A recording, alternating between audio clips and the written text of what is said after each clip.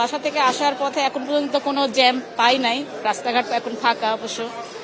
কারণ অনেকে 29 রোজা হবে ভেবে আগের থেকেই চলে গেছে, যার কারণে আজকে রাস্তাঘাট ফাঁকা। এখন সামনে কি জ্যাম আছে কিনা সেটা আমি জানি না, এখন পর্যন্ত রাস্তায় গেলে বোঝা যাবে। কুমারখালীতে যাচ্ছি, কুষ্টিয়া কুমারখালী। টিকিটের ভাড়া খুব একটা বেশি আমার কাছে মনে হয় নাই। যাত্রী তো মোটামুটি 2 দিন হলে ভাই আপনার যাত্রী পেয়েছি আমরা।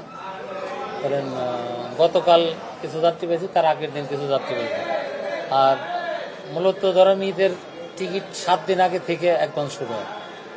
তা আপনারা তো হয়তো কম বেশি জানেন যে তেলের সংকটের কারণে গাড়ি চালাতে পারেনি। যদিও বলে যে তেলের সমস্যা নেই, কিন্তু পাম্পে গেলে ঘন্টার পর ঘন্টা সিরিয়াল ধরা আছে। সাবেক ভাড়াই যা তো নির্ধারিত আছে 500 টাকা ভাড়া, 500 টাকা সব ভেঙে ভেঙে বেড়ে গেছে। আর এখন দেখেন আপনি ঈদ বাজারে এখন পুরো টার্মিনালই ফাঁকা, যাত্রীই নেই। আমরা যাত্রীভাবে গাড়ি ছাড়তে পারতেছি। গাড়িগুলোর চাপ কম, তার জন্য ঈদের আগের দিনে যাওয়া নাই। অনেক সময় 2 দিন আগে অনেক চাপ ছিল, তখন আর যাই নাই। এখন তো চাপ তো কম, লোক সঙ্গে গাড়ি, এখন গাড়িও পাওয়া যাচ্ছে অ্যাভেলেবেল, তার জন্য। ঈদে বাড়িতে যাওয়ার ইচ্ছা ছিল না, কিন্তু বাড়িতে থেকে বলা হচ্ছে বারবার যে যাতে যাই, এই জন্য আর কি যাওয়া লাগতেছে।